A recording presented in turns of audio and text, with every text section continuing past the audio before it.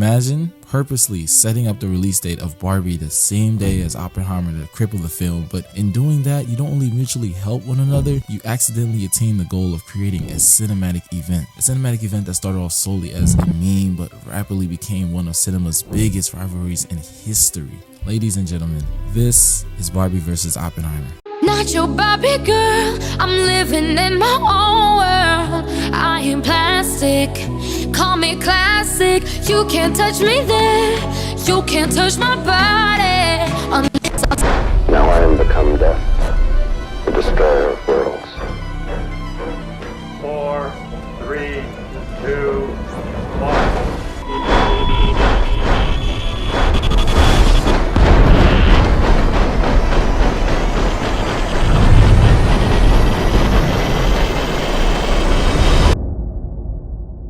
First and foremost, I'm glad you guys could find your way to this video. Continue showing love to my other past videos, it means a lot. But as far as video formatting goes, this one is a little different. This isn't just your typical love letter video where I talk the whole time. This is a debate to decide the better film, so I've brought two people in to defend their respective films. Ladies and gentlemen, let's welcome our first defendant, 𝚲𝚘𝚎. Okay, 𝚲𝚘𝚎, tell me what brings you here. I'm just like so ready to defend my film. Like, just to be on a platform as big as this, talking about what I love, you know. Oh, okay. Anyways, let's introduce our next defendant, the ultimate Christopher Nolan glazer. Ladies and gentlemen, Appa. So, what brought you here, Appa? Don't ask questions not pertaining to the film. Dude, it's my show. You right. But let me rephrase that. Don't ask stupid questions. Okay, well, so before I get mad, let's start this debate. Facts. Okay, so both films had their own aesthetics when it came to cinematography. Which one was better and why? This is no brainer. I mean, do we really gotta ask? Yes. Listen, sweetheart, this is Christopher Nolan we're talking about, okay? Have you seen his track record for films? The track that caused his audience to go to these big IMAX theaters to get the full experience? Well, guess what? You can go to any theater and get the full Barbie experience. It makes it so much easier on the fans, and Barbie breaks box office records because of it. It's a win-win situation, darling. Yeah, well, you ever heard of quality over quantity? Whatever. You're literally sleeping on our cinematographer. He's literally a 3-time Oscar nominee. Yeah, with a track record that can't even compare to Oppenheimer. Barbie's DP ain't nobody compared to ours. Hey, easy on the cinematographer. They're both respected in their own way. Man, I'm just saying, Oppenheimer was shot entirely on IMAX 65mm and Panavision 65mm film, using some of the highest resolution film cameras known to man. So whether or not you can see Barbie anywhere because it's not entirely recommended to watch in any specific theater, Oppenheimer wins this category solely because you have to go to see it in an IMAX to get the full grasp of how great this cinematography is. Whatever. Whatever? Yeah, whatever.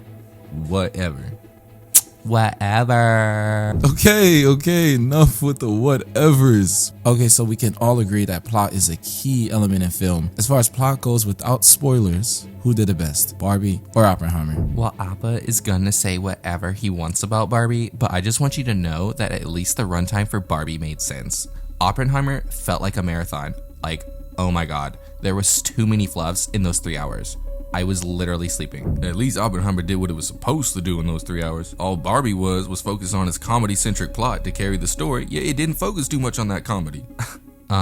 Why do you say that? Because it wasn't funny. I popped into 3 theaters showing Barbie, and guess what? Same story. No laughs and deafening silence as jokes fell flatter than Barbie's feet, dying one quiet death after another. That's funny you say that, because 1/3 of Oppenheimer's plot felt more like a trailer than an actual movie, like for real. And it's even funnier that you mentioned Barbie's flatline jokes, but at least you could hear Barbie's jokes at all.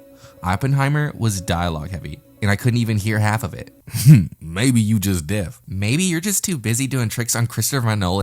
Whoa, 𝚲𝚘𝚎, we're keeping this PG-13. I don't want to get demonetized before I get monetized. Carry on. Look, all I'm saying is Oppenheimer relies on trippy editing and loud music to keep you entertained, while Barbie can keep you entertained with its satire, emotional, and comedic plot. You mean it's satirical? Wish it could be funny, controversial plot?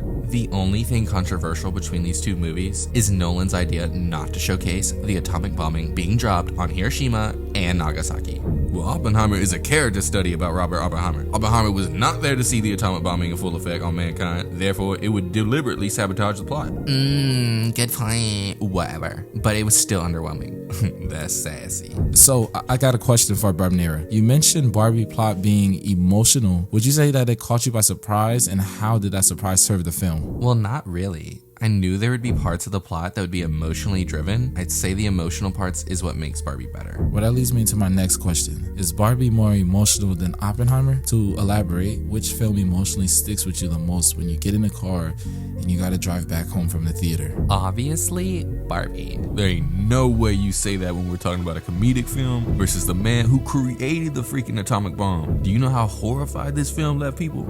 Wow. The film may have evoked emotions of terror, but people were literally sobbing at the end of Barbie in my theater. You may dwell on the fear of Oppenheimer's creation being so destructive, but you'll go back home to your little space and forget all about it. Barbie questions identity and plays on your emotion with a montage scene with a score by Billie Eilish that I won't go too much detail about because of spoilers, but you'd be lying if you told me you went back home and didn't at least dwell on that part at all. Maybe I would have, but Barbie doesn't do a good job of letting the jokes settle in. They're just like Marvel, always ruining the moment with their stupid jokes. Oppenheimer's emotions carried throughout the film, especially post-atomic bomb. There was no one-liners to ruin the moment, just pure sound design, good acting, cinematography, and a great score to draw that horrifying emotion.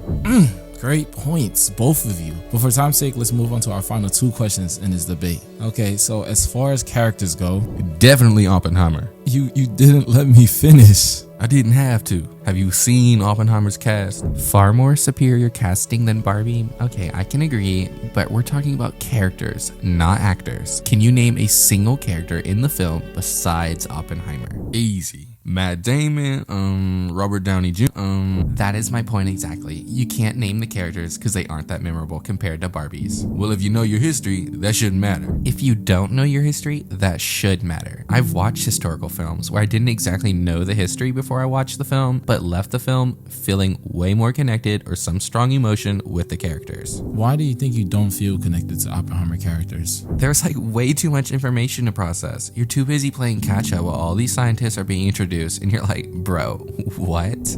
You deaf and slow. Got it. Okay, seriously? You're gonna have to stop disrespecting me. Dang, she a dude. Bro, what? Anyways, next question. So since we got to talk about the characters of both films, I think it would only be fair if we talked about the cast and acting in both films now. Oh my god, that is so unfair. It ain't unfair. Barbie just needs to do better casting. To be fair, we do have Margot Robbie and Ryan Gosling. And we have Cillian Murphy and Robert Downey Jr., who should both be seriously winning Oscars for acting. Not to mention Matt Damon, Josh Peck, Florence Pugh, Emily Blunt, Dylan Arnold. Oh my god. Bro, the list goes on. Seriously, host? Unfair. Well, that sounds like a mutual agreement on both parties. So without further ado, the moment we've all been waiting for. The winner between Barbie versus Oppenheimer. Both Barbie and Oppenheimer notably used no CGI to display their world. But to rip the band-aid off, I'm going to come out and say it. Oppenheimer wins cinematography and it's not even close. Although Barbie was visually nice to look at, Oppenheimer made history with the technology used to make Oppenheimer. Nolan's team wanted some Oppenheimer scenes to be shot in black and white IMAX. Oppenheimer has become the first film ever to use both formats at the same time. Also, seeing this film in IMAX 70mm format was the best experience imaginable. Nolan said, and I quote, "The sharpness and clarity and the depth of the image is unparalleled." He was not lying, and I could go into the visual storytelling the cinematography uses to tell its story, but you get my point. Oppenheimer takes this one. Barbie has an easy to follow plot, while Oppenheimer is more sophisticated and calls for more focus from the audience, and because of that, I'd recommend watching Barbie first. Barbie was a comical satire that was fun to watch with some parts may be seen as controversial. Oppenheimer was a character study on the father of the atomic bomb. Both completely different tones in movies, but my breadwinner for this one would have to be Oppenheimer. The plot was more gripping, obviously, and honestly, I'm a sucker for Nolan's style of directing, so yeah. Next, we got characters, and you may think I'm crazy, but in my opinion, Barbie takes this one. I was connected way more with Barbie characters than I was with Oppenheimer's. I just honestly felt like I was way more focused on catching up with the plot of Oppenheimer, but with Barbie characters, they were just way more memorable and connecting. Sorry, but this point has to go to Barbie. When it comes to which film was emotional, I would have to side with Barbie. Although the comedy can override the emotional scenes, I just can't get over the last scene with the montage. No spoilers, just watch the film and come back to this video. Okay, last but not least, casting and acting. Look up Oppenheimer's entire cast and watch the film. We're talking about potential Oscar winners here versus Barbie. Sorry, but Oppenheimer takes this point. With all the points added together, Oppenheimer pulls away as the winner of the cinema event. Although Barbie has won in the box office, Oppenheimer has won all together as a film. Sorry, Barb Nero. Whatever. Shoot, man. I could have told you that from the beginning. Well, that marks the end of this debate. Like and comment which film you thought was better and subscribe for more videos like this. Or if you don't like me, like Barb Nero probably doesn't right now, then maybe don't. I don't know. I love you guys though. Have a blessed rest of your day.